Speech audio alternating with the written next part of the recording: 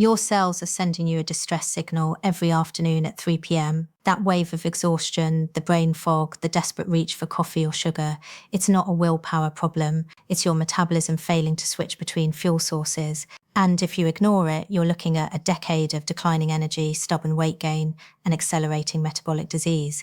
We're going to examine the 3 biological systems that fail simultaneously in women over 35, creating this afternoon crash. The clinical evidence is clear. This isn't normal fatigue. It's metabolic inflexibility, and it predicts how your body will handle energy for the next 20 years. By the end, you'll understand the precise intervention that reverses it. Metabolic inflexibility is your cell's inability to switch between burning carbohydrates and burning fat based on what you eat. You're trapped in a carb-dependent energy cycle. Here's what happens inside your body. After lunch, insulin should clear glucose into your cells for immediate energy. Once that glucose is used, your metabolism should seamlessly shift to burning stored fat. But in metabolic inflexibility, your cells resist insulin. They can't pull in the glucose efficiently, even though your blood sugar is elevated. So you're simultaneously starving for cellular fuel and dealing with high blood sugar. Your pancreas responds by flooding your bloodstream with even more insulin to force the glucose in. This creates the 3 p.m. crash. The timing reveals the pattern. You eat lunch around noon, your blood sugar spikes, your pancreas overcompensates with excess insulin. By 3 p.m., that insulin has driven your glucose too low, triggering reactive hypoglycemia. Your brain, which runs almost exclusively on glucose, sends urgent hunger signals. You crave quick carbs. Most women miss the early clinical markers: constant carb cravings between meals, inability to skip a meal without feeling shaky or irritable, small skin tags appearing on your neck or underarms, darkened skin patches called acanthosis migricans, often on the back of your neck or in skin folds. These aren't cosmetic issues, they're visible signs of insulin resistance. Why does this escalate after 35? Estrogen decline is the primary driver. As estrogen drops during perimenopause, it promotes visceral fat accumulation around your organs.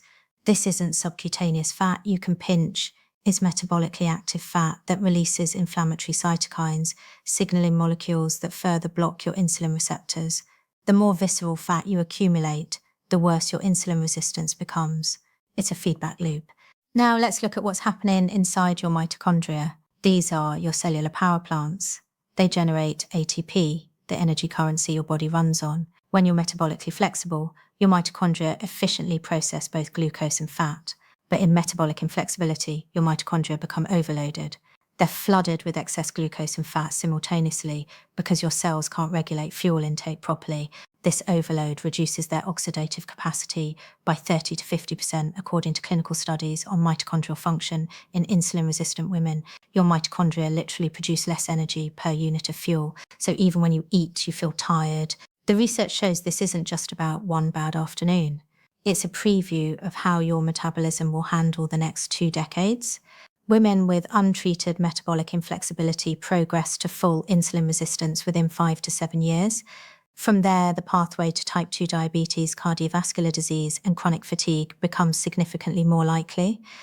The clinical data from continuous glucose monitors reveals the pattern clearly. Women experiencing afternoon crashes show 2 to 3 times more glucose variability throughout the day compared to metabolically flexible peers.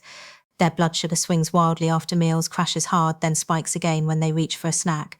This isn't sustainable, and your body is telling you that right now, at 3 p.m. every single day, estrogen plays a dual role in energy regulation that most women don't understand. It enhances insulin sensitivity, making your cells more responsive to insulin signal, and it supports mitochondrial function, helping your cellular power plants work efficiently. As estrogen declines during perimenopause, starting anywhere from age 35 to 47, both of these systems begin to falter.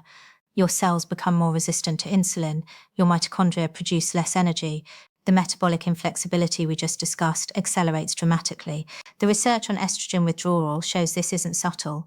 Women in early perimenopause experience measurable declines in glucose disposal rates, meaning their muscles and liver clear sugar from the bloodstream less efficiently after meals. This directly contributes to the postprandial glucose spikes that trigger afternoon crashes. Now, add cortisol to this equation. Chronic stress elevates cortisol throughout the day. Cortisol triggers your liver to release stored glucose into your bloodstream, raising blood sugar independent of what you've eaten. It also promotes insulin resistance in your muscle and fat cells.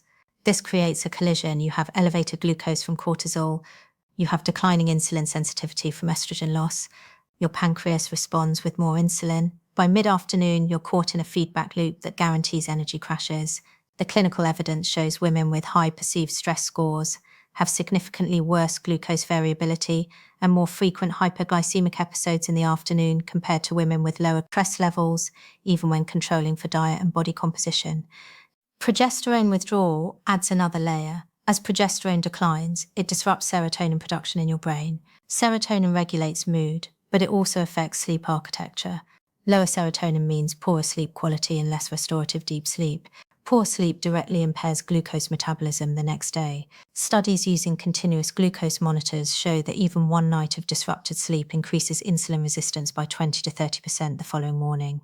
If you're sleeping poorly night after night due to progesterone decline, you're compounding your metabolic inflexibility daily. The thyroid connection often gets missed entirely. Many women over 35 have subclinical thyroid slowdown that standard labs don't catch. Doctors typically test TSH and maybe free T4, but they don't test reverse T3, the inactive form of thyroid hormone that can block cellular energy production.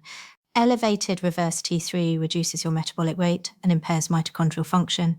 You're producing less cellular energy across the board, which makes the afternoon crash even more pronounced. Iron overload becomes a factor in postmenopausal women. Without monthly menstruation, ferritin levels can climb above 200 nanograms per milliliter. Excess iron increases oxidative stress and worsens insulin resistance through inflammatory pathways. Standard hormone panels miss this entire picture. Conventional testing focuses on estrogen and progesterone levels, sometimes testosterone, but they ignore the metabolic markers that actually predict energy crashes: fasting insulin, HOMI-IR score, inflammatory markers like C-reactive protein. The clinical evidence on women with polycystic ovary syndrome is instructive here. PCOS patients show insulin resistance rates of 50 to 70%. Perimenopause amplifies this same risk in women without any PCOS history, purely through hormonal decline. These hormonal shifts don't just cause temporary fatigue. They fundamentally alter how your body processes every single meal you eat. Let's examine what happens to your blood glucose after a typical lunch. Even meals you consider healthy can spike your blood sugar 40 to 60 points if you have early insulin resistance. A salad with grilled chicken sounds metabolically sound, but add dried cranberries, candied nuts, and a honey mustard dressing, and you've just consumed 45 to 60 grams of carbohydrates, much of it from added sugars and refined grains. Your blood glucose rises sharply within 30 to 45 minutes. In a metabolically flexible person, insulin would clear this glucose efficiently into muscle and liver cells. The glucose gets used for energy or stored as glycogen. Blood sugar returns to baseline smoothly. But in insulin resistance, your cells don't respond properly to that insulin signal. Your pancreas detects the elevated glucose and floods your bloodstream with insulin to compensate. We're talking about insulin levels 2 to 3 times higher than what a metabolically flexible person would produce from the same meal. This is the insulin overresponse, and it drives your glucose too low by mid-afternoon. You experience reactive hypoglycemia. Your blood sugar drops below the threshold your brain needs to function optimally. The brain runs almost exclusively on glucose, so when levels fall, it triggers an urgent metabolic alarm. Ghrelin, your primary hunger hormone, surges. Cortisol rises to signal your liver to release stored glucose. You feel intense cravings for quick carbohydrates because your brain is demanding immediate fuel. This is why you crave sugar at 3 p.m. It's not a character flaw. It's a hormonal response to low blood glucose. Most women reach for processed snacks or another coffee at this point. The snack temporarily raises glucose, giving you 20 to 30 minutes of relief, but then insulin spikes again, driving glucose back down within 90 minutes. You're on the same roller coaster, just delayed. Caffeine adds its own problem. It stimulates cortisol and adrenaline, which raise blood sugar temporarily through stress pathways. But caffeine also impairs insulin sensitivity for several hours after consumption. You're making tomorrow's crash worse. The clinical markers of this pattern extend beyond afternoon fatigue. If you have 3 or more of these, you're likely dealing with early metabolic syndrome, triglycerides above 150 milligrams per deciliter, HDL cholesterol below 50, waist circumference over 33 inches, fasting glucose above 100. These thresholds predict cardiovascular disease and diabetes risk more accurately than body weight alone. The inflammation connection ties this together. When your fat cells become overloaded with stored triglycerides, they release inflammatory cytokines like TNF-alpha and IL-6. These molecules travel through your bloodstream and impair mitochondrial function throughout your body. Every energy transaction becomes less efficient. Your cells require more insulin to process the same amount of glucose. Your mitochondria produce less ATP from the same amount of fuel. The fatigue compound's continuous glucose monitor data makes this pattern visible. Women with afternoon crashes show glucose curves that look like mountain ranges spiking and crashing repeatedly.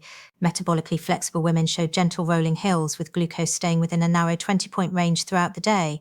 The good news is this pattern reverses when you understand the precise interventions that restore fuel flexibility. The first step is testing.